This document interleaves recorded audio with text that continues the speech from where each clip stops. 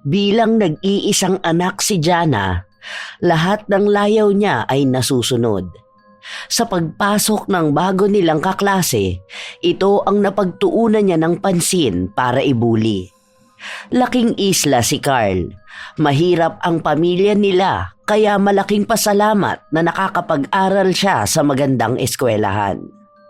Matayog ang pangarap ng binatilyo para sa pamilya niya. Ngunit unti-unti itong nawala dahil sa ginagawa na siyang katatawanan sa eskwelahan. Isang araw, nagtungo ang pamilya ni Jana sa isla kung saan nakatira sina Carl. Simula noon, nakaramdam na ng iba't ibang klase ng sakit ang dalagita. Ito na nga ba ay normal na sakit o sadyang may nagpapataw na ng kaparusahan sa kanya? Ikaw ang bago naming kaklase, di ba? Oo, ako nga. Ikinagagalak ko kayo makilala. Ew! Ano ba yung suot mo? Tapos amoy isda ka pa. Bakit naman ganyan? Nakakadiri ka naman. Umalis ka nga rito. Alam mo ba na ang lamesa na to ay para sa amin lang? Hindi ka kasama sa mga kaibigan ko kaya sa susunod alamin mo ang lugar mo. Doon ka. Nakakadiri kang kasama rito. Yuck! Tinulungan ko kasi ang tatay ko kanina na mag-angkat ng isda. Isa pa, wala namang sinabi na bawal umupo sa lamesang ito. Kumakain na ako. Siguro naman alam mong nakakabastos kapag nagpapalipat-lipat ako ng pwesto. Basta, kapag sinabi ko sa'yo na ayokong may iba akong kasama rito, ayoko, okay? Lumayas ka na rito, ang baho mo pa. Hindi umalis si Carl sa kinauupuan niya. Sa halip ay ipinagpatuloy niya ang pagkain sa lugaw na binili niya. Kanina pa siya nakakaramdam ng gutom. Marami na rin ang tao sa loob ng kantin, kaya paano pa siya lilipat ng mesa? Ah, ganon. Gusto mo talaga na ako pa mismo magpalaya sa'yo? Kinuha ni Jana ang mangkok na may lamang lugaw at saka nito ibinuhos sa ulo ni Carl. Mainit pa ito kaya napaso ang binatilyo. Agad siyang napatayo at doon ay itinulak siya ni Jana. Bago pa man upuan ni Jana ang pinagtayuan ng binatilyo, binuhusan niya muna ito ng alkohol. Ayan, umalis ka na.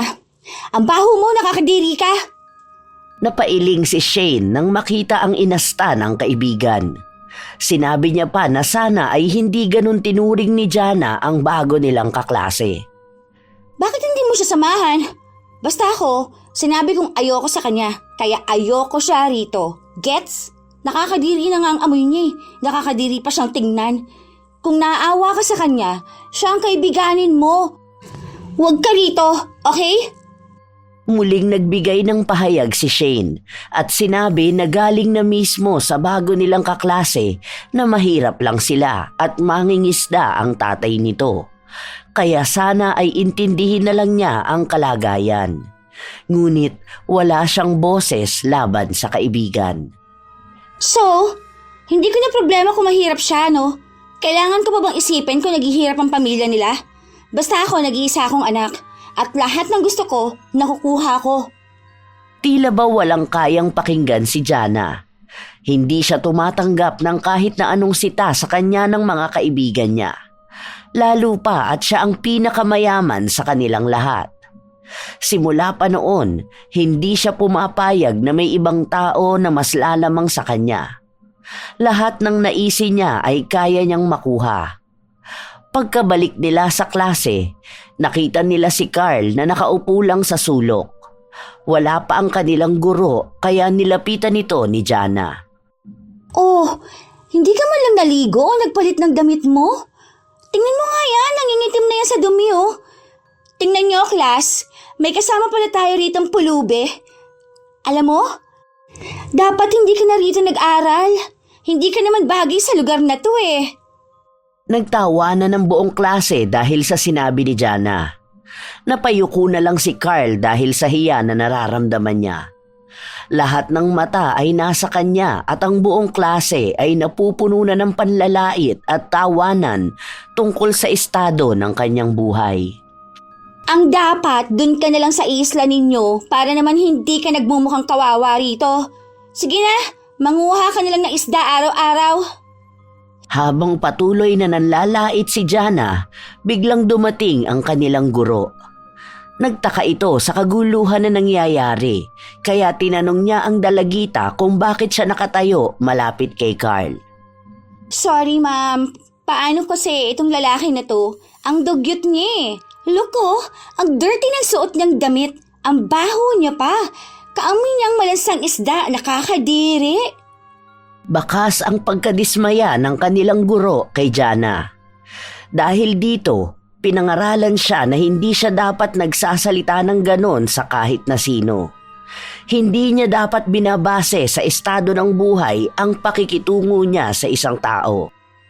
Nasa paaralan si Carl dahil mataas ang pangarap niya para sa kanilang pamilya na siyang pinagtawanan ng dalagita. Nagtawanan ng buong klase dahil sa sinabing ito ni Jana. May mga lumilingon pa sa likuran. Hindi na rin napigilan ni Carl na maluha sa kanyang mga naririnig. Ito ang unang araw niyang papasok sa eskwelahan. Hindi niya inasahan na ganito ang mapupuntahan niyang lugar.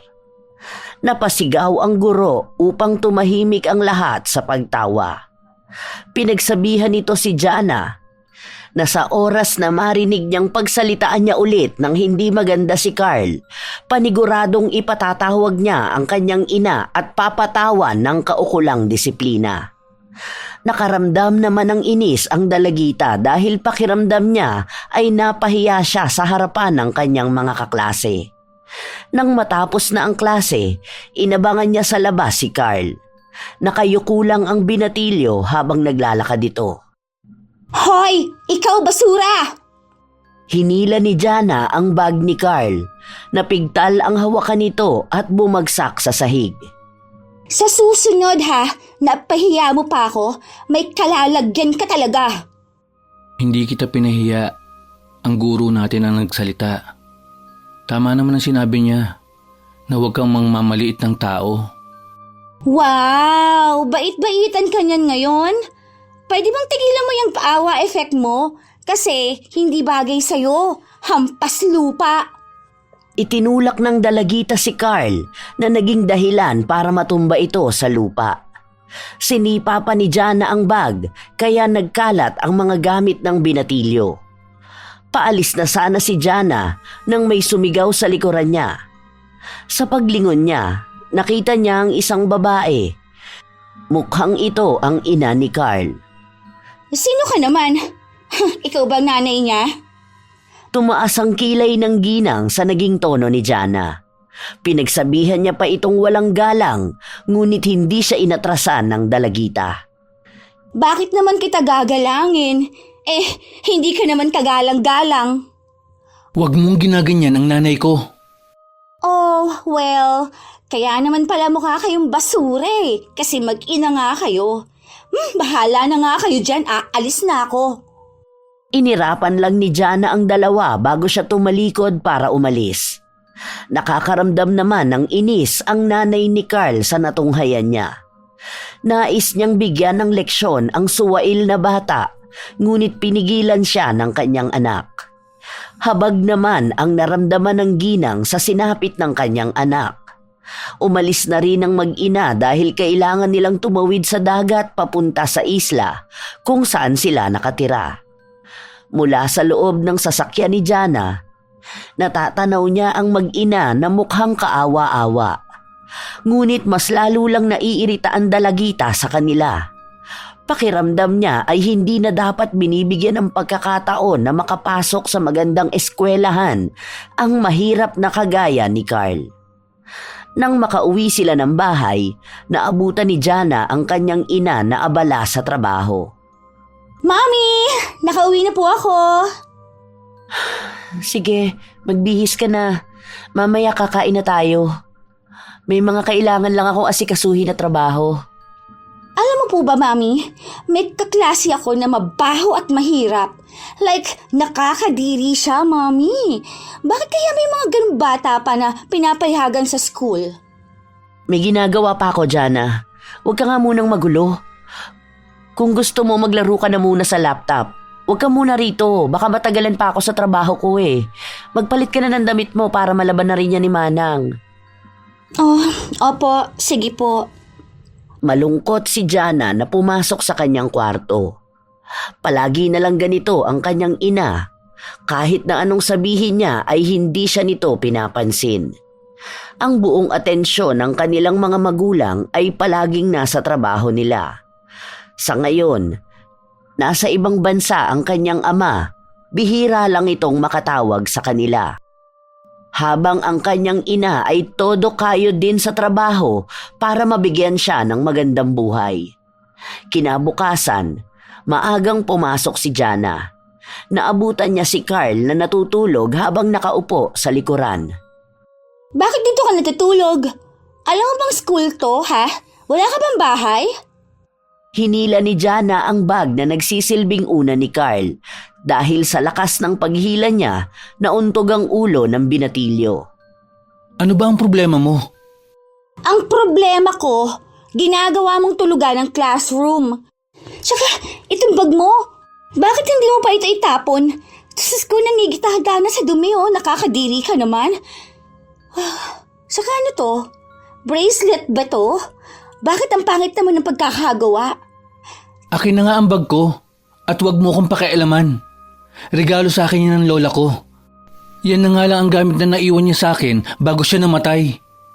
Tinitignan ko lang. Isa pa, ang pangit naman ito. Bakit ko naman to pagkakainteresan, ano? Mukhang galing sa lola mo kasi ang baduy tingnan. Tumayo si Carl para kunin ang pulseras, ngunit ang bag lang ang binato sa kanya pabalik. Ibalik mo sa akin yan. Baka masira mo pa yan. Kahit naman masira ako to, no? Kaya ko naman bayaran. Mayaman ang pamilya namin. Mas mahal pa ang kaya kong ibalik sa'yo. Hindi naman yan nasusukot sa salapi. Hindi ibig sabihin na kaya mong bilhin ang lahat ng bagay, kaya mo na rin mapalitan ang halaga nito. Hindi kayang tumbasan ng pera ang halaga niyan para sa akin. Ginawa mismo yan ng lola ko. Ang pangit-pangit nga nito pa, halagahan mo pa. Bumili ka na lang ng bago, yung magbumukha ka namang maayos. Nag-agawan ang dalawa sa pulseras dahil sa lakas ng puwersa nila ay napigtal ito. Sa gulat ni Jana, natumba siya sa sahig. Kasabay nito ang pagpasok ng guro nila at ng iba pang mga kaklase. Agad na tinanong ng guro ang nangyari. Ma'am, si Carl tinulak ako. Gusto niya ako saktan, Hindi po yan totoo. Wala akong ginagawa sa'yo. Isa pa, sinira mo ang porselas na bigay sa akin ng lola ko. Sinabi ko naman sa'yo na huwag mong pakialaman ang gamit ko. Hindi naman yan magiging mahalaga para sa'yo. Umiiyak na si Carl habang pinupulot nito ang mga piraso ng napigtal na pulseras. Matagal na niyang itinatago ang regalo na ito. Nang mamatay kasi ang kanyang lola, ang pulseras na lang ang naiwang alaala. Ngunit lahat ito ay wala na. Nasira na ni Jana. 2 beses tinanong ng guro ang dalagita kung totoo ba ang sinabi ni Carl bago siya makaisip ng maisasagot. No! Wala akong sinisira. Kinakausap ko lang siya. Pasalamat nga siya kasi kinakaibigan ko pa siya. Tapos itutulak niya ako. Paano kung isumbong ko kaya siya sa principal? Baka palayasin pa yan dito, ano? Hindi na alam ni Carl kung ano nga ba ang dapat niyang gawin. Nakatingin ng masama sa kanya si Jana. Alam niya na kapag nagsalita pa siya laban dito, baka siya pa ang mapahamak. Kaya kahit na siya naman ang tama, siya na lang ang nagpakumbaba. Pasensya na po. Hindi ko naman po sinasadya. Dahil sa pag-ako ni Carl, siya ang pinagalitan ng kanilang guro. Tinanggap niya ang mga sermon, wag lang humaba ang away. Samantalang nagbaldita si Jana bago siya bumalik sa kanyang upuan. Hindi pa siya tapos kay Carl. Ang gusto ng dalagita ay ang umalis na si Carl sa eskwelahan nila. Sa tuwing nakikita niya ito, mas lalo lang siyang nakakaramdam ng irita. Bago ang uwian, lumabas silang lahat para sa isang aktibidad. Pumuslit si Jana papasok sa silid. Nagtaka si Shane kung bakit sila naroroon. Sinabi ng dalagita ang masama niyang balak, ang pagsunog sa gamit ni Carl. Tumanggi naman si Shane dahil ayaw niyang makasira ng pangarap ng iba. Hindi mo ako sasamahan.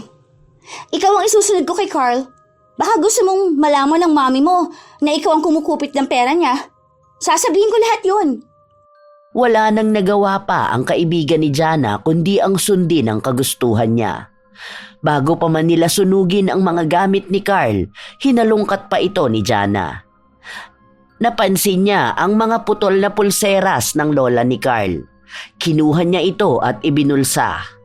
Matapos nito, sinunog niya ang bag kasama ang lahat ng gamit ng kaklase. Pagbalik nilang lahat sa silid, napansin ni Carl na nawawala ang mga gamit niya. May nakakita ba ng gamit ko? Nawawala kasi rito. Sino raw ang nakakita ng basura? Sabi ni Carl. Hindi nagustuhan ng guro ang naging asta ng dalagita, kaya pinagsabihan siyang muli. Bakit po? Inulit ko lang naman po ang sinabi ni Carl. Oh, sino daw nakakita ng bag niya? Hindi nagpatalo ang katwiran ni Jana, kaya hinarap na lang ng kanilang guro si Carl upang tanungin ito kung saan niya ba inilagay ang gamit niya. Hindi ko naman po inilabas dahil iniwan ko po yun sa upuan ko. Hindi ko po alam kung bakit bigla na lang pong nawala rito. Nagtulong-tulong ang lahat na hanapin ang bag ni Carl habang ang dalagita ay nakaupo lang sa tabi. Hindi siya tumayo para tumulong dahil alam na rin naman niya kung nasaan ito. Ilang saglit pa, narinig ang pagsigaw ng kaklase nila sa labas. Sinabi ng lalaki na nakita na niya ang bag pero halos maubos na ito dahil sa pagkasunog. Nagmamadali namang tumakbo si Carl palabas para tingnan kung may maisasalba pa ba sa gamit niya, ngunit wala na talaga. Mabigat sa kalooban ng binatilyo na ang pinaghirapan ng mga magulang niya ay nasunog ng ganun lang. Sa sama ng loob ni Carl, hindi niya kinaya ang maiyak. Oh, kawawa naman ang bata. Nasunog ang basura niya. Alam kong ikaw ang may kasalanan nito. Kasalanan mo kung bakit nasunog ang gamit ko. Aray! Ano ba ginawa ko? Bakit ba akong pinagbibintangan mo, ha? Talagang nagawa mo pa akong itulak? Kapag ikaw isinumbong ko, mawawala ka na ng tuluyan dito. Ang lakas sa loob mo. Wala akong pakialam. Pero ito ang tandaan mo. Lahat ng ginawa mo sa akin, pagsisisihan mo. Hindi dito matatapos ang lahat ng ito. Ang kasamaan ng ugali mo, may karma na babalik sa'yo. Matapos itong sabihin ni Carl ay agad siyang tumakbo palayo. Si Jana naman ay inalalayan ng kaibigan niya para makatayo. Ako pa ngayon ang tinakot niya? Bakit? Sino ba siya sa inakala niya? Karma, karma. Ano naman ang magagawa ng karma? Hindi naman yan totoo, ano? Lumipas ang ilang araw hanggang sa ilang linggo at buwan, hindi na nagpakita pa si Carl. Hindi na siya pumapasok at mukhang mas kinatuwa ito ni Jana. Siguro, nandun na si Carl sa lugar nila. Nagbibilag ng isda. Dismayado ang mukha ni Shane habang nakikita kung paano tumawa ang kaibigan. Iniba na lang niya ang usapan at napunta kung saan sila mamamalagi sa darating na bakasyon. Nabanggit ni Jana na pupunta sila sa kabilang isla at sinabi ni Shane na doon nakatira sina Carl. Nagtanong pa siya kung hindi ba siya natatakot dahil pupunta siya sa teritoryo ng batang inaapi niya. Matapang namang sinabi ni Jana na kailanman hindi siya matatakot dahil mayaman sila at lahat kaya nilang magawa kapag may pera sila. Nang kinahapunan, nagmamadaling umuwi si Jana sa bahay nila para mag-empake na ng mga dadalhin niya sa isla. Magtatagal sila doon ng ilang araw para sa bakasyon nila. Habang nag-eempake siya, napansin niya ang putol na pulseras galing sa gamit ni Carl. Nandito pa pala tong basura na to. May tapon nga mamaya. Itinabi ni Jana ang pulseras sa gilid ng lamesa. Matapos nito ay lumabas na siya. Nakaligtaan niyang kunin ito para itapon sa labas. Mas nangingibabaw sa kanya ang tuwa na aalis siya kasama ang pamilya niya. Ngayon na lang ito mangyayari, kahit na wala pa roon ang kanyang ama. Sa wakas ay makakasama na niya ang nanay niya na hindi iniisip ang trabaho nito. Jana, dito ka na lang umupo sa tabi ko. Ayoko. Doon ako sa harapan. Hindi nga raw pwede ang bata sa harapan ng bangka. Baka mamaya, mahulog ka pa dyan. Ayoko. Gusto ko sa harapan ako uupo. Gusto ko makita ang dagat habang tumatawid tayo ng isla.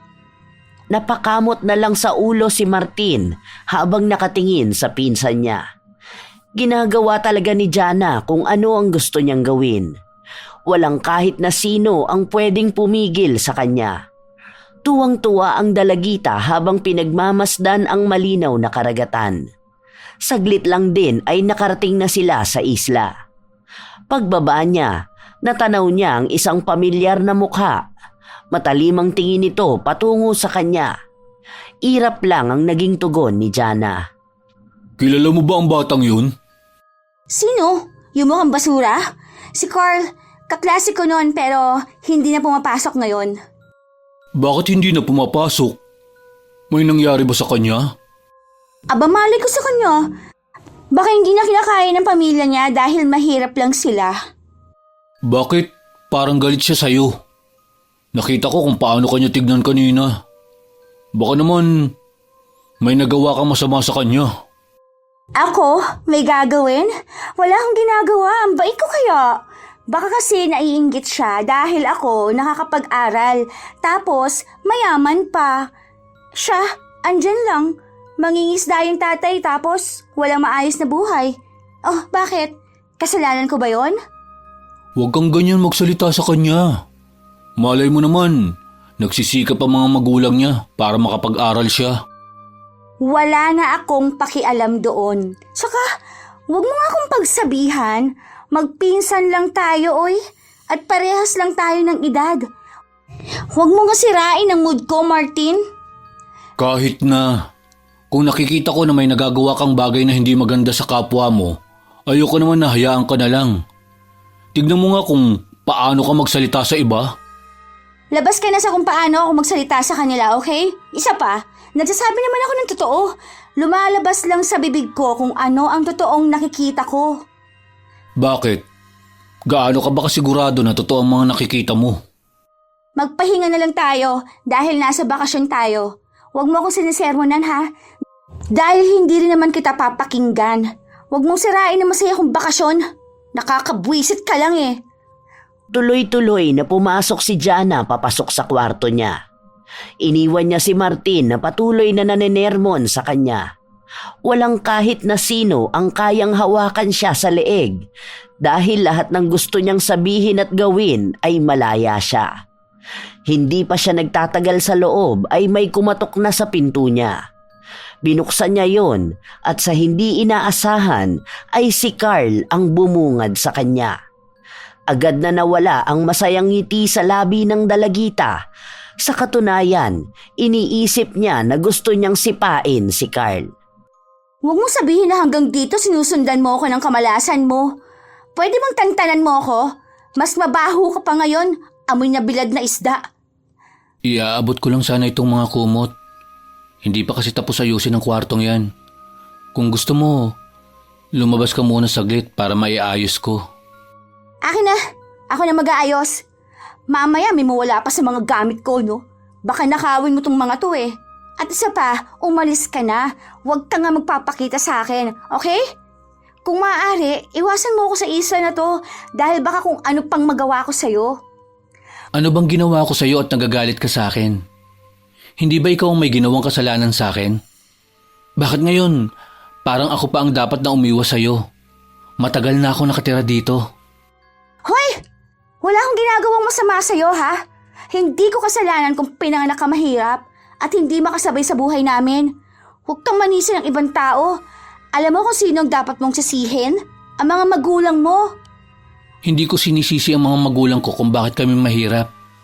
Dahil nakikita ko ang ginagawa nila para lang maging maayos ang buhay ko. Hindi ko lang magawang makapag-aral ngayon dahil may sumunog sa mga gamit ko. May nagnakaw pa ng mahalagang bagay sa akin. Malaman ko lang talaga kung sino ang gumawa nun. At sino naman na magnanakaw ng basura galing sa'yo? Eh di, kung gusto mo mag-aral ka ulit. Pero wag kung nasaan ako. Umalis ka na nga rito. Nakakasira ka ng araw. Ang ganda-ganda ng bakasyon ko, no? Pabalagbag na isinara ni Jana ang pinto. Hindi niya man lang sinubukang tingnan kung nakasakit ba siya ng iba. Ang alam lang niya, gusto niyang magkaroon ng tahimik na bakasyon. Madilim na ang kapaligiran nang lumabas si Jana para maligo. Kasama niya ang pinsan niyang si Martin. Noong una, ayaw siyang samahan ni Martin, ngunit pinagbantaan ni Jana na isusumbong niya ito sa mga tita niya. Bakit kasi gabi ka pa maliligo? Tinatawag ka namin kanina para maligo, ayaw-ayaw ka pa. Tapos kung kailan ganitong oras, saka ka magtatawag. Ang init kaya kanina. Saka ngayon, no, tingnan mo, walang ganong tao sa paligid. Mas masaya kasi kapag ganito. Tapos, mas lalo pa ako mag-e-enjoy kasi wala akong makikita ng mga pakalat-kalat na hampas lupa. Pinagsasabihan na kita, Jana, na huwag ka magsasalita ng ganyan sa kapwa mo. Hindi magandang pakinggan. Eh di wag mo kasi itanong sa akin kung bakit gusto kong gabi magpunta rito. Paano? Delikado na ang ganitong oras. Hindi mo ba nakikita? Paano kung malunod ka pa dyan? Hindi ako marunong lumangoy, ah. Basta, huwag ka lang pupunta sa malalim. Baka kasi mapaano ka pa. Chill ka lang kasi, Martin. Masyado kang kabado eh. Daig mo pa ang mga tsahin natin kung nervyusin. Makinig ka na nga lang kasi.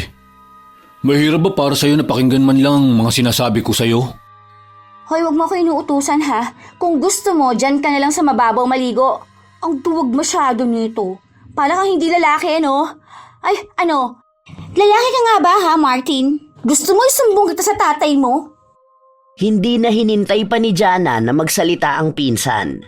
Lumundag na siya sa dagat at sayang-saya siyang ginagawa ito.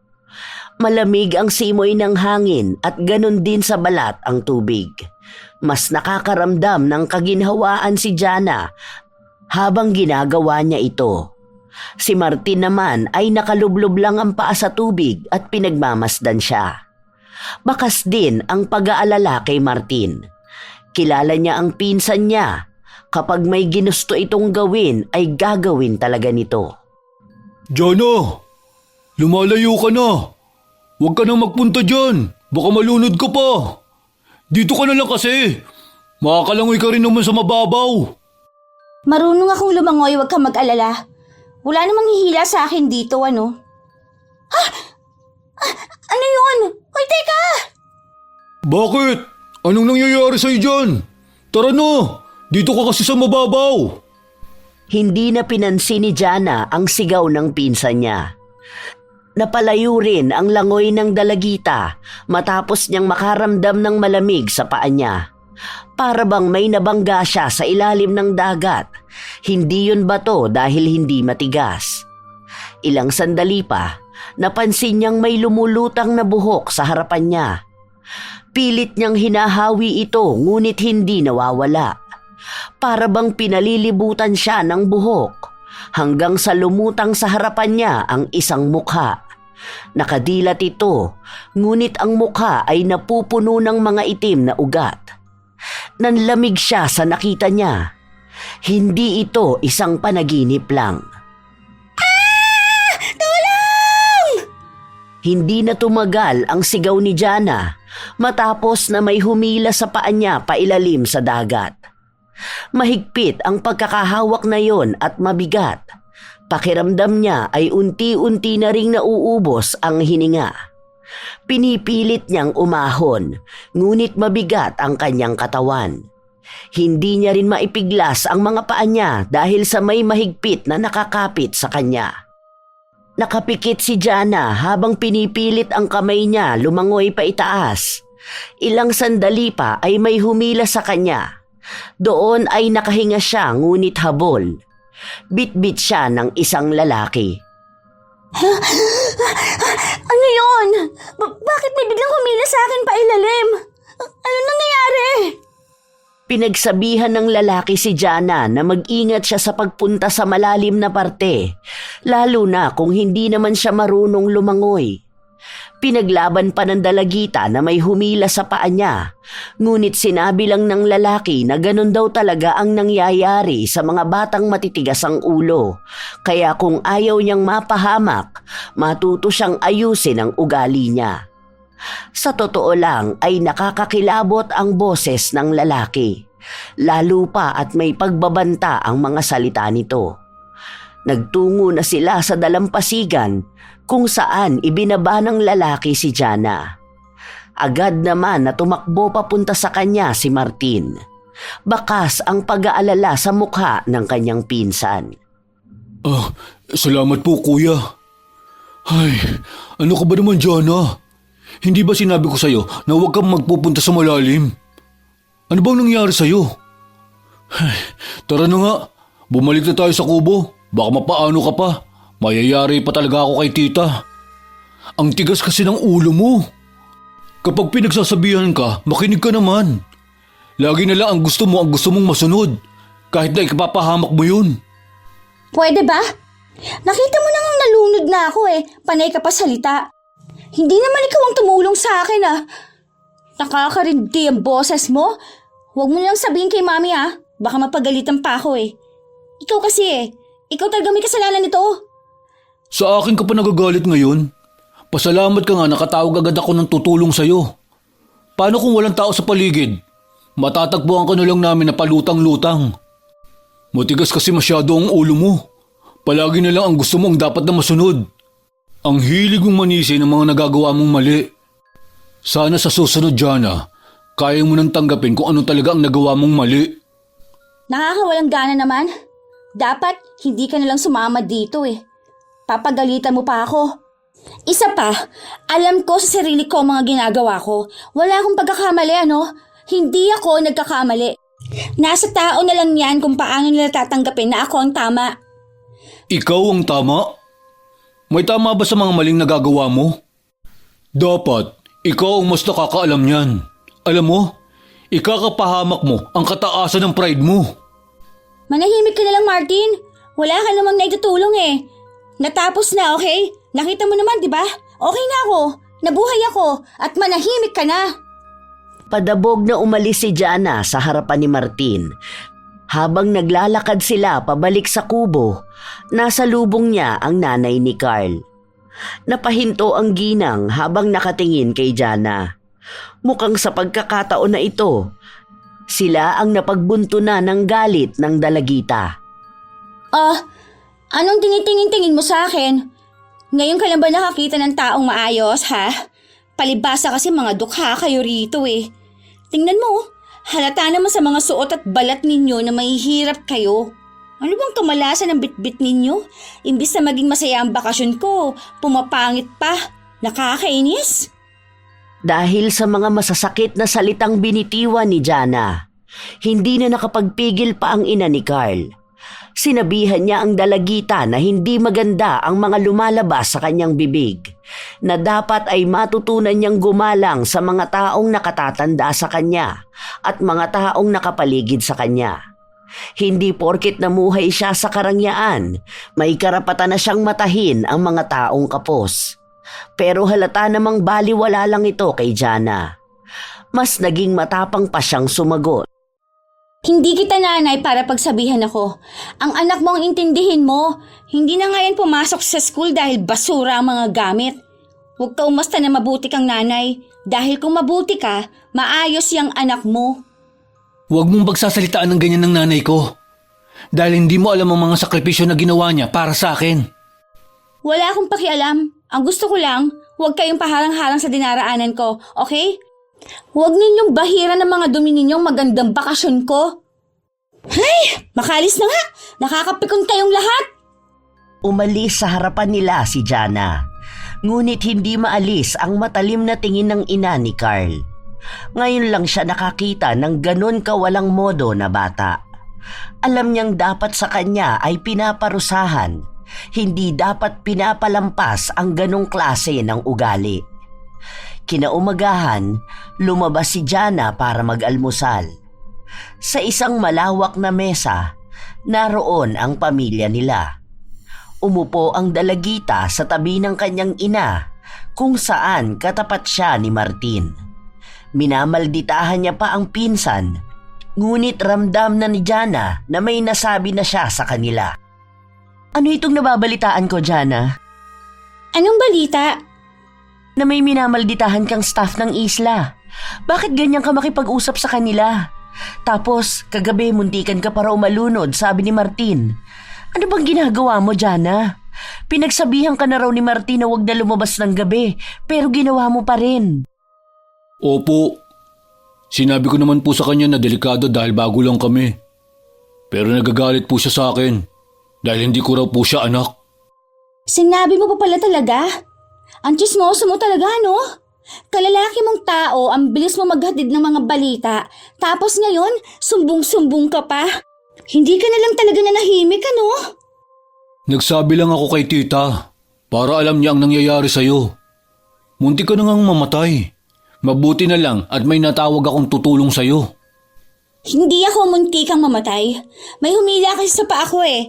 Saka mukhang nakakatakot dito. Dapat nga hindi na tayo nagpupunta rito eh. Kasi kahit ang mga staff dito, kung nakikita nyo naman, mukha silang mga kawawa. Ang babaho kaya nila. Masyado na kasing gabi, kaya nga sinabi ko sa'yo na maaga kang maligo. Hindi ka kasi marunong makinig sa sinasabi sa'yo eh. Huwag kang lalabas mamayang gabi. Baka wala nang makakita sa'yong nalulunod ka dyan. Lahat talaga ng isla may mga ganyan. Kaya nga may paalala na huwag maliligo mag-isa.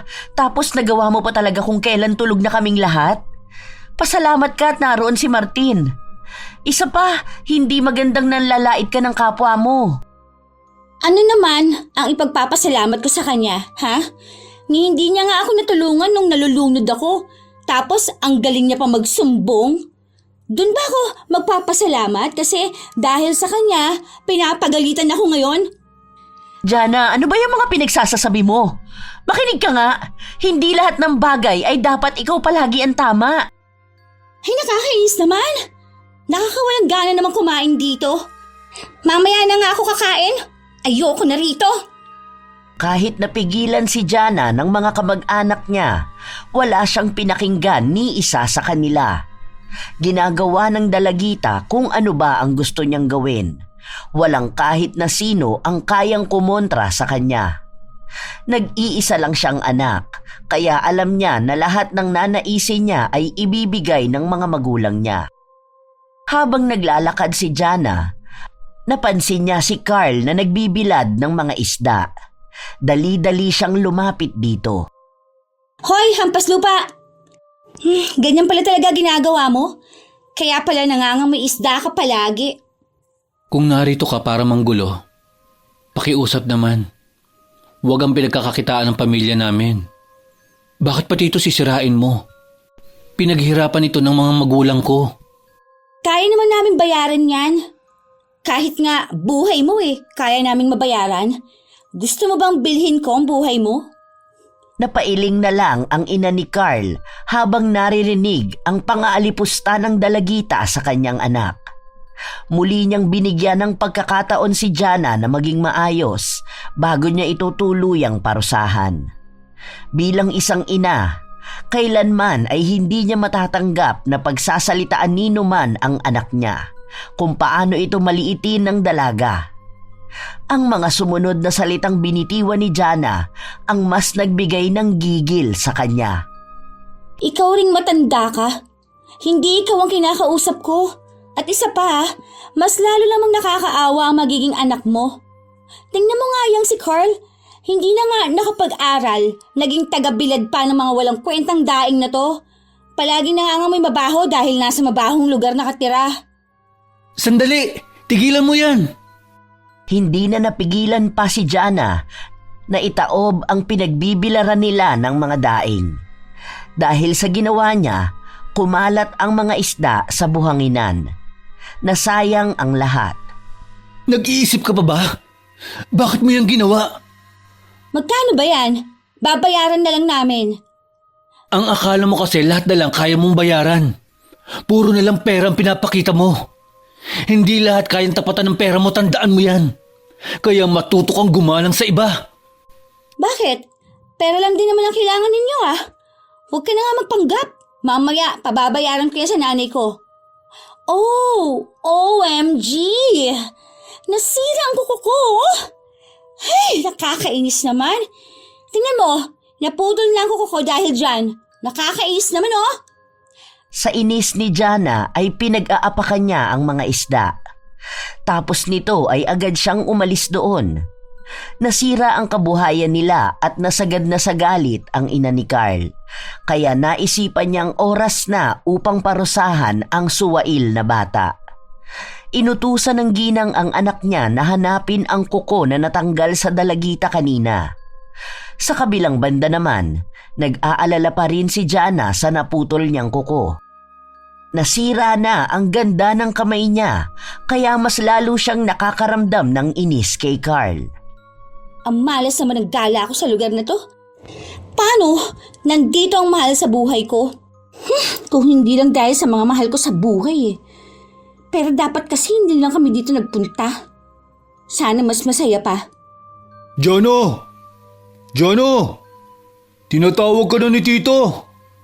Oh, bakit na naman? Babalik na raw tayo sa bahay. Oh, ang bilis naman. Dadalawang araw pa lang tayo dito. Ni hindi ko pa nga nagagawang magsaya rito ano. May ginawa ka siguro kaya papauwi na tayo. Ako pa talaga? Ikaw itong may ginawa. Nagbayad si Tita doon sa mga isda na sinira mo. Kawawa naman yung mga nagtatrabaho. Nagagalit nga si Tita. As if naman kabawasan sa pera namin yun. Ang mura lang ng ibabayad doon no. Nagtungo ang dalawa sa mga kamag-anak nila. Tunay nga na aalis na sila dahil nakaimpake na ang kanilang mga gamit. Bakit naman po aalis na tayo? Gusto ko pa po magsaya rito. Hindi na nakakabuti sa'yo ang pagstay dito. Nakakaawa ang mga tao sa paligid mo. Ano bang naging pagkukulang ko para lumaki kang suwail? Naibigay ko naman sa'yo ang lahat ah.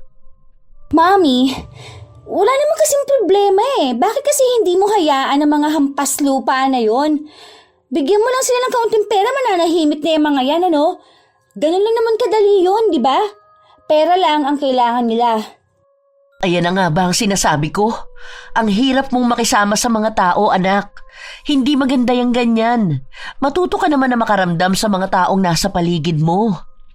Para naman sinasabi mong ako ang mali rito, na ang dami kong kasalanan nagawa, kahit na ang totoo, wala naman talaga.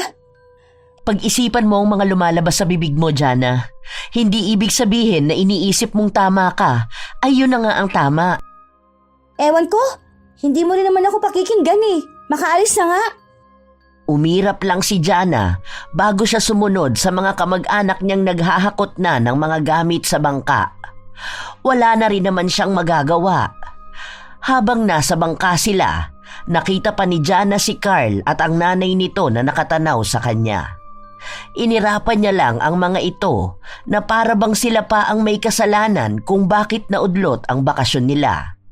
Malapit nang gumabi nang makarating sila sa bahay. Pagkarating nila ay dumiretso si Jana sa kanyang kwarto. Ano yun? Ba't ang lansa naman ng kwarto ko? Mami! Mami! Bakit ang baho sa kwarto ko? Parang nangangamoy isda. Nakakadiri. Palinisan natin to, Mami, ha? Hindi ako makakatulog kung ganito ang amoy ng room ko. Nangangamoy isda? Hindi naman kwarto mo ang nangangamoy isda. Ikaw ang malansa, anak. Baka dahil yan sa tinapon mong isda kanina. Maglinis ka na muna. Galing tayong dagat, kaya baka yun ang nadala mo. Ew! Nakakadiri talaga ang amoy ng isda, no? Inamoy ni Jana ang sarili niya. Nag-iba pa ang mukha niya matapos na maamoy ang lansa ng balat niya. Ilang saglit lang din ay naligo na siya. Habang nagbabanlaw siya, napansin niya ang bitak sa kanyang balat. Para itong mga kaliskis ng isda. Marami nito sa binti niya.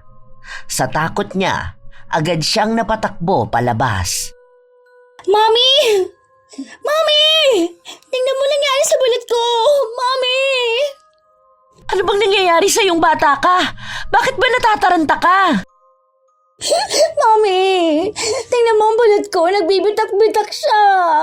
Parang may mga kaliskis ako ng isda. Ano to, Mami? Ayoko ng ganito, nakakadiri. Paano ako papasok sa school kung may ganito ako? Ayoko ng ganito, Mami. Yak!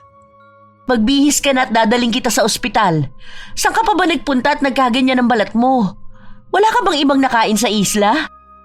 Wala akong ibang kinain. Kung ano lang inihanda nyo, yun lang. Mami, ayoko magkaganito ang balat ko. Ang pangit niya. Ang habdi pa. Aray! Tara na, bilisan mo! Dali-dali rin naman na nagbihis si Jana para magtungo sila sa ospital ng kanyang ina. Umiyak na rin si Jana dahil pakiramdam niya ay pinandidirihan siya ng mga tao. Para bang nagsusugat ang katawan niya, ngunit humuhugis ito na kaliskis. May mga pagkakataon pa na naaamoy niya ang sarili niya. Para bang malansang isda na nangangamoy na rin. Hindi kayang tanggapin ni Jana ang mga nangyayari sa kanya. Lalo pa at maarte siya. Kahit nga maliit na sugat ay hindi niya kayang palampasin. Paano pa kaya ang ganito kalala? Nakakaramdam din siya ng hapdi sa pagdampi ng hangin sa balat niya. Sinuri ng doktor ang balat ng dalagita. Sinubukan kung nagkaroon nga ba siya ng allergy, pero wala siyang nakuhang tamang sagot. Tinanong din kung kailan ba ito nagsimula o kung may nakain siyang malansa. Wala naman siyang nakain na malansa. Wala rin naman siyang allergies. Tapos kahapon wala din naman akong napansin na sugat sa kanya. Kanina lang nagkaganyan ang balat mo, hindi ba? Kanina ko lang po napansin nung naligo ako. Kasi kahapon wala naman akong ganito, Dok. Gamutin niyo na po ako. Ayoko nagbumukha akong nakakadiri. Tingnan niyo naman. Nagnanana pa siya, oh. Tapos nakakatakot tingnan. Ang sakit at ang hapdi pa. Nagbigay ng reseta ang doktor. Iinumin ni Jana ang gamot at kailangang maobserbahan kung gagaling ba siya matapos ang 1 linggo. Umuwi sila ng bahay na walang humpay sa pag-iyak si Jana. Pakiramdam niya ay isa na rin siyang nakakadiring tao. Hindi siya papasok sa eskwelahan kung hindi ito gagaling. Ayaw niyang magmukhang nakakadiri sa mga tao sa paligid niya. Kilala siya bilang isang maganda at malinis na babae. Kaya paano niya matatanggap na makikita siya ng mga tao na ganito? Ipahid na muna natin ito mga gamot, anak. Ano ba kasing nangyari sa'yo? Baka mamaya naman nakabati ka doon sa isla. May mga ginawa ka bang kakaiba? Magsabi ka ng totoo, anak, para naman matulungan kita. Hindi ko na alam ang gagawin. Wala naman ako ibang ginawa ron eh. Baka nga may binagawa na masama sa akin si Carl. Oo, siya. Baka siya ang gumawa nito sa akin. Kasi nakakatakot silang pamilya eh. Ang sabi pa nga ng kaklase ko na maraming mangkukulam sa lugar nila. Paano kung kinukulam na niya ako, Mami? Anong mangyayari sa akin? Sino ba si Carl? Yun ba yung batang lalaki sa isla? Doon sa mga tinapon mong isda?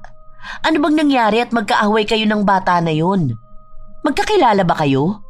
May ginawa ka bang masama sa kanya? Wala akong ginagawang masama. Pero ayoko sa kanya. Kaklase ko siya. Mami, ayoko na may kaklase na mabaho at mahirap. Naiinis ako sa kanya. Anak, hindi dapat ganyan. Kahit na ano pa ang estado sa buhay ng mga kaklase mo o ng mga magulang nila, huwag kang mangmamaliit ng kapwa mo. Hindi mo alam kung anong paghihirap at sakripisyo nila para lang makamit nila ang mga pangarap nila. Kahit na, ayoko pa rin sa mga mahihirap na kagaya niya. Mami, paano na ako nito ngayon? Ang kati ng balat ko tapos nakakadiri pang hawakan. Ang baho ko, Mami. Gawan mo yung paraan. Ayokong pumangit ang balat ko. Nakakahiya. Umiyak muli si Jana habang tinitingnan ang kanyang balat na pinapahira ng kanyang ina. Ilang araw na rin ang lumipas, ngunit sa halip na gumaling ang mga sugat ay mas lalo pa itong lumala. Malapit na ang balik eskwela nila, ngunit walang gana si Jana na pumasok. Lalo pa ba ngayon na mas umaalingasaw ang lansa ng sugat niya? Mas kumakalat din sa balat niya ang mga sugat. Kahit na anong takip niya, hindi niya maitago ito. Ang dami na nating napuntahan na espesyalista, wala man lang nakakaalam ng sakit mo. Hindi ko na alam ang gagawin ko, anak. Parang tama nga si Maring Josie, ipapatingin na kita sa albularyo. Mukhang doon natin malalaman kung ano nga ba ang pinagmulan ng sakit mo. Yak, Mommy! Bakit sa peking doktor pa? Paano ako gagaling yan? O tingnan mo, buong katawan ko na may sugat. Para na akong isda na nabubulok nito eh. Mukha siyang mga kaliskis talaga. Ayoko magkaroon ng sa mukha ko. Papangit ako, Mommy. Mommy! Susubukan lang natin, anak. Baka nga may nabati ka noong nasa isla tayo. Kung saan-saan ka naman kasi nagpupunta. Baka may nasagi ka pa roon. Alam mo naman na may mga elemento tayong hindi nakikita eh. Paano po yan? May pasok na kami bukas. Hindi ako papasok hanggat hindi ako gumagaling. Mami, ayokong pagtawanan nila ako ron. Hindi ba may honor ka? Paano na yun? Pwede ka namang pumasok. Ipapaalam ko na lang sa guru ninyo na huwag ka muna mag-uniform para matakpan din yung sugat mo at hindi na lumala pa. Walang magawa si Jana. Kahit na ayaw niyang pumasok ay kailangan niyang gawin. Isasawalang bahala na lang niya ang nararamdaman. Sa unang araw ng pagpasok, hinatid si Jana ng kanyang ina at kinausap ang guru nito. Habang nakaupo si Jana, napansin niya ang isang pamilyar na mukha sa likod. Naroon si Carl. Kalmado lang ang mukha nito at kahit na paano ay nagmukha siyang malinis. Hintayin mo na lang ako rito mamaya, ha? Susunduin kita. Mami, humanap ka ng paraan para gumaling ako. Ayokong nakakadiri ako. Tila ba nagbago ang ihip ng hangin dahil naging tahimik na lang si Jana sa kinauupuan niya. Ayaw na rin muna niyang sumama sa labas kasama ang mga kaibigan niya dahil pakiramdam niya kahit na anong oras ay mapapansin siya ng mga tao. Nakatago ang kanyang mga sugat, ngunit hindi siya komportable. Nagsimula naman siyang mapansin nang magsalita ang isa sa mga lalaking kaklase niya. Sinabing nangangamoy raw siyang nabubulok na isda. Nagtawa na ng mga kaklase niya sa biro na ito. Nakaramdam ng hiya si Jana. Ngayon lang siya napagtawanan ng ganito. Dahil noon, siya ang nagiging dahilan para mapahiya ang tao sa paligid niya. Baka ugali mo lang ang nangangamoy. O baka ang bibig mo. Ang baho kaya ng hininga mo. Bakit parang may kaliskis ka sa leeg mo, Jana? Tinutubuan ka na ba ng buntot? Baka sa susunod, maging daing ka na niyan.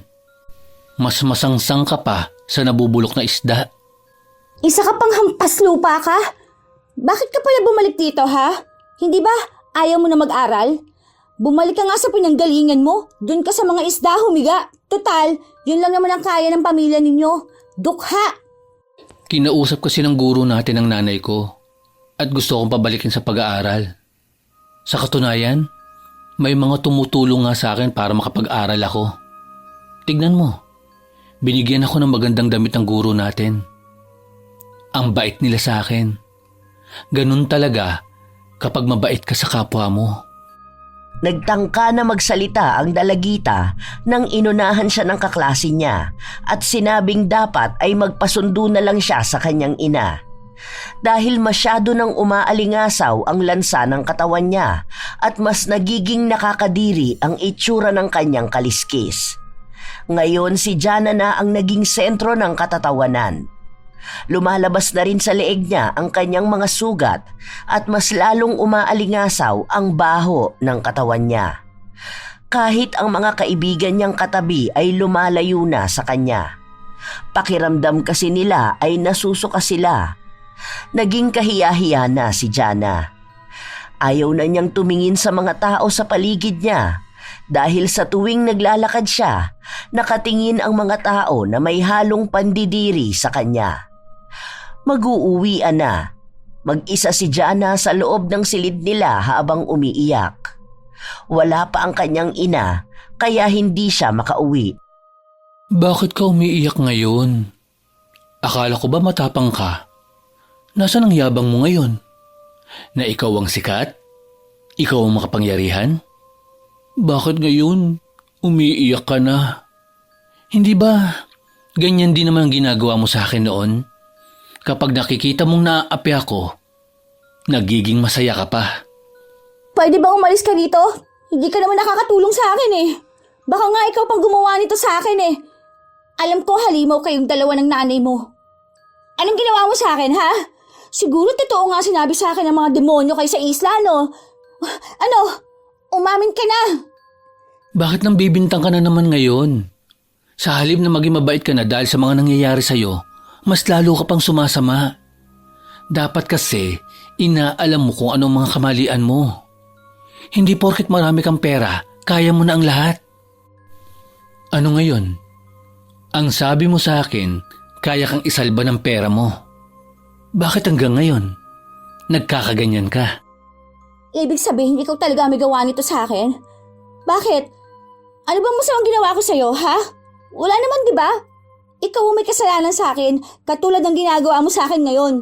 Ito ang gusto mo, di ba? Ang nakikita ako nasasaktan at nahihirapan. Hindi ka nga talaga gagaling kung mas lalo kang nagmamataas. Hindi sa lahat ng bagay kailangang ikaw ang tama at nasusunod. Matuto ka rin na ilagay ang sarili mo sa sitwasyon ng mga taong naaagrabyado mo. Isipin mo mabuti ang mga nangyayari sa'yo. Maaaring bunga yan ng mga pagkakamali mo. Alamin mo ang kasalanan mo. Huwag kang palaging bumato sa kapwa mo. Nagtangka pa na magsalita si Jana, ngunit natigilan siya nang dumating ang kanyang ina. Agad na rin na umalis si Carl. Pasensya ka na anak, hindi agad kita nasundo. Masyado kasi ako naging abala. Halika na, nakausap ko na rin pala ang albularyo. Pupunta siya mamaya sa bahay para tawasin ka. Mami, alam ko na po kung sino gumawa nito sa akin. Inamin na niya sa akin. Ha? Sino? Ang kaklase ko na nagbebenta ng isda sa isla. Sinabi niya sa akin dahil naiinggit siya sa buhay na meron ako. Paano? Isa siyang hampas lupa, Mami. Naiinggit siyang mayaman ako kaya gusto niya magdusa ako. Hindi na nagsalita pa ang nanay ni Jana. Inalalayan na lamang siya nito papunta sa kotse. Nang makauwi na sila, naglinis ng katawan ang dalagita at napansin niyang mas lumalala pa ang sakit niya sa balat. Mas nagiging mabaho pa ito na kahit ang nanay niya ay hindi na kayang tumabi sa kanya. Mami, nasan ni albularyo? Tingnan mo po, lumalala na yung sugat ko. Ayoko ng ganito. Mami! Paano may umuukit sa balat ko? Hindi ko kayang ganito. Sobrang sakit po. Ang kati-kati rin pero ayokong kamutin dahil masisira ang balat ko, Mami. Sandali na lang, andyan na siya sa labas. Susunduin ko na lang muna ha. Habang mag-isa si Jana sa kwarto, hindi niya napigilan na maiyak sa sakit na nararamdaman niya. Nagnanaknak ang sugat niya at sa bawat patak nito ay amoy ng nabubulok na isda. Maging siya ay nasusuka na sa sarili niya. Ayoko na ng ganito. Sobrang sakit na. Pakiramdam ko malapit na ako mamatay. Ayoko na. Please lang. Kung ano man ito, gusto ko na itong gumaling. Ayoko na maging pangit ang balat ko. Patuloy na umiiyak si Jana habang nakatingin sa kanyang katawan. Ilang sandali pa, dumating na ang kanyang ina at ang albularyo. Inayos na ng albularyo ang isang lamesa kung saan naglagay sila ng tubig sa planggana. Nagsindi rin siya ng kandila habang nag-uusal ng dasal. Matapos nito, pinatak niya ang kandila sa tubig. Umiiling siya habang nakatingin sa pinorma ng kandila. Inangat niya ito at itinapat kay Jana. Anong ibig sabihin yan? May nabati bang maligno ang anak ko? Ipinaliwanag ng albularyo na may gumagawa ng masama sa dalagita, kaya ito nakakaranas ng ganoong klase ng sakit. Sabi sa'yo, Mami, may gumagawa talaga niyan sa akin. Si Carl yan. Kasi nga sabi niya sa akin na ginagantihan niya ako. Narinig ko mismo sa kanya yun. Siya mismo nagsabi sa akin. Kaya nga maniwala ka sa akin, Mami. Kulamin na rin natin siya.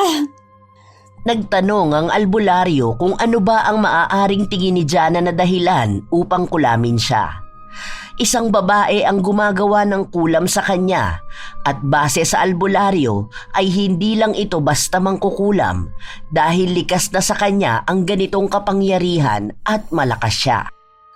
Alam kong nanay niyang gumagawa niyan sa akin. Sinasabi ko na nga na may something sa kanila. Naiinggit kasi sila na mayaman ako, kaya ayan, kinukulam niya ata ako. Hindi ko naman kasalanan na mahirap siya. Nagaling sila sa pagiging dukha. Tapos, ako pang sisisihin niya kung bakit hindi na siya nakakapag-aral. Kapal talaga ng mukha niya, Mami. Mangilang ulit na nagtanong ang albularyo kay Jana kung ano ang tunay nitong atraso sa babae. Alam niya na may mas malalim na dahilan ang pangungulam. Isa itong klase ng parusa, kaya nais niyang malaman ang buong katotohanan upang mas madali niyang mapagaling ang dalagita. Sabihin mo na anak, para matulungan ka ng albularyo na gumaling ka. Baka mas lalong lumalapay ang sakit mo kapag nagsinungaling ka pa. Wala po akong ibang ginawa sa kanila. Hindi ko nga siya kinakaibigan dahil alam ko na naiinggit siya na mayaman kami. Tapos mga mahihirap lang sila. Saka una pa lang, malakas ng pakiramdam kung may iba siyang balak gawin sa akin eh. Nakikita ko pa lang sa mga mata niyang demonyo siya. Ipinangako ng albularyo na gagawin niya ang lahat upang makausap ang babae na gumagawa ng masama kay Jana. Ayusin mo yan ha. Siguraduhin mo mapapagaling mo ako. Parusahan mo ang gumawa sa akin ito. Gawan niyo po ng paraan para maging maayos na ang anak ko. Ayokong mawala siya sa akin. Parang awa niyo na. Handa ako magbayad kahit na magkano. Mapagaling mo lang ang anak ko. Kumuha ang albularyo ng baso na may tubig. Saka siya nag-orasyon. Matapos nito, itinapon ng albularyo ang tubig na nasa loob ng baso. Itinaob niya ito sa platito at itinaas. Para bang may ikinulong siya sa loob ng baso. Kinausap ito ng albularyo at pinagbantaan na hindi pa kakawalan ang kaluluwa niya kung hindi niya pagagalingin ang dalagita. Ngunit nagmatigas ang babae. Sinabi niya na kapag hindi siya pinakawalan, mas lalo niyang pahihirapan si Jana. Tinanong din ng albularyo kung ano ang nagawang mali ng dalagita upang parusahan niya ng ganito. Ang sinagot lang ng babae ay dapat si Jana ang tanungin niya. Ngunit nang magtanong siya sa dalagita, pagalit pa itong sumagot. Wala nga akong ginawa. Hindi ka ba nakakaintindi? Nagpumilit na magtanong ulit ang albularyo, ngunit matigas pa rin si Jana at hindi umaamin. Pinagpipilitan niya na kahit kailan ay hindi siya nakagawa ng mali sa kapwa niya. Dahil hindi ito maagapan ng albularyo, sinabi na lang nitong mahihirapan silang puksain ang kung sino mang kumukulam sa dalagita. Dahil sa narinig, agad na nag-init ang ulo ng dalagita. Wala ka naman palang alam eh. Paano mo ako magagamot? Wala naman palang kwenta itong nakuha mong albularyo, Mami. Anak, ano bang pinagsasasabi mo? Tinutulungan ka na nga para gumaling ka eh. Binuksan ng albularyo ang baso at pinakawalan ang kaluluwa ng ina ni Carl. Humarap ang albularyo kay Jana. Malamig at tuwid ang mga tingin na ito. Dahil sa pagtataka nila, nagtanong ang ina ni Jana kung ano ang nangyayari. Ipinaliwanag sa kanya ng albularyo na ang tanging makapagpapagaling lang sa kanyang anak ay ang kanyang sarili. Ngunit hindi niya magagawa yon kung palaging mataas ang tingin niya sa kanyang sarili at hindi inaalam ang tunay niyang kamalian. Nakiusap pa ang ina ng dalagita, ngunit hindi na tumugon pa ang albularyo. Binigyan niya lang ng payo si Jana na matutong aminin ang pagkakasalang nagawa niya sa iba. Matapos nito ay agad na ring umalis ang albularyo. Hinayaan niya ang mag-ina na makapag-usap upang ipaalam din kay Jana na sa mga ganitong sitwasyon ay tanging siya lang ang kayang sumalba sa kanyang kaluluwa. Ano ba talaga ang ginawa mo, anak? Mami, bakit pati ikaw hindi ka naniniwala sa akin? Peke naman yung albularyo na nahanap mo. Kaya ipapatay na lang kaya natin ang gumawa nito sa akin. Hindi ba marami namang kakilala si Daddy? Bakit hindi natin yung hanapin para ipabaril ang buong pamilya nila? Hindi maaaring ganito ang ginagawa nila sa akin. Tama nga. Di ba po, Mami? Tama ako? Tama nga na mali ang pagpapalaki ko sa'yo. Hindi kita naturuan ng tamang asal. Ibinigay ko sa'yo ang lahat ng bagay na naisin mo at hindi ko man lang naituro sa'yo kung paano ka dapat makikibagay sa kapwa mo tao. Masyadong naging mataas ang pangarap ko para sa'yo, kaya naging mataas ka rin sa kapwa mo. Hindi ko na malaya na ako mismo ang nagpalaki ng sungay mo. Ang dami kong mali bilang isang ina para magkaroon ka ng ganyang ugali. Natigilan si Jana sa narinig niya. Nakikita niya rin ang kanyang ina na lumuluha. Para bang sa tagal ng panahon na naipon ang mga sama ng loob na yon. Walang magawa ang dalagita kundi ang tingnan lang ang kanyang ina. Nagsimula kami sa pagiging mahirap. Nung kabataan ko, nagbebenta kami ng mga isda sa palengke bago kami pumasok sa eskwelahan. Madalas nadala ko pa hanggang sa classroom ang mga daing na pinapaubos ng nanay namin. Nang maranasan ko ang ganong buhay, nagsumikap ako at ipinangako ko sa sarili ko na hindi yun mararanasan ng anak ko kahit na kailan. Maibibigay ko sa anak ko ang magandang buhay na pinapangarap ko noon. Pero ngayon na naibigay ko na, hindi pa pala yun dahilan para maituring kong mabuti akong ina. Dahil may mga pagkakamali akong nagawa. Masyado kong ibinigay sa'yo ang mundo na hindi mo na alam na may ibang tao ka pang kasama. Umalis ang ina sa kanyang harapan habang umiiyak. Sa unang pagkakataon, nakaramdam si Jana ng kakaiba sa dibdib. Naaawa siya sa nanay niya. Ang mga pinagdaanan nito sa buhay ay ang mga pinagtatawanan niya. Hindi siya nakaramdam ng hirap, kaya pakiramdam niya ay nakakatawa ang mga kapuspalad. Ngunit ngayon niya napagtanto na mas nakakatawa pala ang sitwasyon na meron siya ngayon. Sa katahimikan ni Jana, nagawi ng mata niya ang pulseras ni Carl. Kahit na nahihirapan siya ay kinuha niya yon. Ano ba ang maling nagawa ko? Ang dami kong nagawa para mapaiyak ang gano'n ng nanay ko. Tama nga ang albularyo. Ako ang may problema. Ako ang gumawa nito, kaya ako lang din ang makakatapos nito. Tumayo si Jana at kahit nahihirapan siya, gumawa siya ng paraan para makapunta ng isla na mag-isa. Noong una, hindi siya pinapasakay ng mga bangkero dahil nakakaramdam din sila ng takot sa kanya. Para bang nakakahawa kasi ang sakit niya. Pero hindi niya naman masisisi ang mga ito dahil kahit naman siya ang nasa kalagayan nila, pandidirihan niya rin ang sarili niya. Nang makababa na siya sa isla, nagtanong-tanong siya kung saan ba nakatira si Carl. Agad niya rin namang natunton ang bahay nito. Carl? Carl? Nariyan ka ba? Pwede ba tayo mag-usap? Walang sumasagot sa bahay, ngunit ramdam ni Jana na may tao roon. Nagpapatuloy siya sa pagkatok hanggang sa pinagbuksan siya. Anong ginagawa mo rito? Nandito ka na naman ba para malitin ang buhay namin? At ngayon, gusto mong makita kung gaano kalit ang bahay namin? Hindi. Nagpunta ako rito para isaulit to sa'yo. Gusto kong humingi ng tawad dahil nasira ako yan. Ako ang sumunog ng gamit mo dahil nakakaramdam ako ng inis sa'yo. Dahil pakiramdam ko na kahit na anong hirap ng buhay mo, nagagawa mo pa rin na maging masaya. Patawarin mo ako sa mga nagawa at nasabi ko sa'yo. Pakisabi na rin sa nanay mo na sorry. Pangako, Hindi ko na ito uulitin. Hindi ko na gagawin ulit ang mga pagkakamaling nagawa ko noon. Pasensya na. Inabot ni Jana ang pulseras na putol.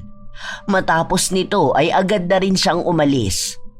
Bumalik siya sa bahay nila na ganoon pa rin ang sitwasyon. Para bang sa mga panahon na ito, tinatanggap niyang mahihirapan si Carl na patawarin siya dahil sa dami ng mga pagkakamaling nagawa niya. Ang alam lang niya, bukal sa kalooban niya ang paghingi ng tawad sa binatilyo. Sumunod niyang pinuntahan ay ang kanyang ina. Mami, Anak, saan ka ba nagpunta? Wala ka sa kwarto mo kanina. Kumusta ang pakiramdam mo? ganun pa rin po. Parang nakakaramdam ako ng kati at hapde. Pero siguro po tama nga na pinaparusahan na ako sa mga pagkakamaling nagawa ko. Patawarin niyo po ako kung hindi ako naging mabuting anak sa inyo. Masyado akong naging swail. At para sa atensyon, nagagawa akong mambuli ng mga tao sa paligid ko. Sorry, Mami. Patawarin mo rin si Mami sa mga naging pagkukulang ko. Masyado akong nagiging abala sa trabaho. Hindi ko na naharap ang alagaan ka. Nagyakapan ang mag-ina kahit pa man may mga sugat pa si Jana sa kanyang katawan. Mula sa kabilang banda, nakaupo si Carl sa labas ng kanilang bahay habang hawak niya ang pulseras na putol. Naaalala niya ang kanyang lola dahil bago ito mamatay, ibinigay ito sa kanya. Nakakaramdam ng awa ang ina ni Carl sa dinaranas na lungkot ng kanyang anak. Kaya mangilang beses niya pa itong tinanong kung sigurado na nga ba talaga siya sa pasya niyang alisin na ang parusa na ginawa niya para sa bully nitong kaklase. At ang naging sagot ni Carl, ang mas nagbigay ng habag sa kanyang ina. May pagkakamali po siya, inay. Pero isa lang naman po ang gusto ko. Ang umamin siya. At ito na po yun. Nagawa niya ng aminin ang pagkakamali niya. Naalala ko pa po ang sinabi ni Lola na dapat kaya kong magpatawad. Naibalik naman na sa akin ang porselas ko. Sapat na po ito. Ngumiti ang ina ni Carl at hinaplos ang likod ng kanyang anak. Kinaumagahan, walang nagbago sa kalagayan ni Jana. Pero pumasok pa rin siya sa eskwelahan. Hindi na niya pinabalutan ang mga sugat dahil mas mahapdi yun kapag natatamaan ng tela. Pansin ni Jana ang naging pag-iwas sa kanya ng mga tao. May iba na pinagtatawanan pa siya, ngunit isinawalang bahala niya ito. Ngayon niya nararamdaman lalo kung ano ang pinaparamdam niya sa mga nabuli niya noon. Sa likod na bahagi umupo si Jana para hindi na rin nakakahiya sa mga kaklase niya. Nawala na siya ng kaibigan at ng kasikatan na meron siya noon. Ipinagsigawan pa ng isa niyang kaklase na nagdala siya ng tubig dagat para sa kanya. Wala ka na naman bang magawa? Pwede bang tigilan niyo na ako? Kahit naiwasan ni Jana ang tubig dagat na iwiniwisik sa kanya ng kaklase niya, wala na siyang nagawa. Nakaramdam siya ng hapdi, kaya hindi na niya napigilan na maiyak. Kahit na anong pakiusap niya rito ay hindi ito tumitigil. Hanggang sa sinita ito ng kanilang guro at pinatigil sa ginagawa niyang pang-aasar sa dalagita. Wala nang nagawa pa ang binatilyo kundi ang lumabas at magtungo sa opisina ng prinsipal. Si Jana naman ay patuloy na umiiyak sa sulok. Hanggang sa natapos ang klase, walang lumalapit sa kanya. Naging tahimik lang siya sa gilid.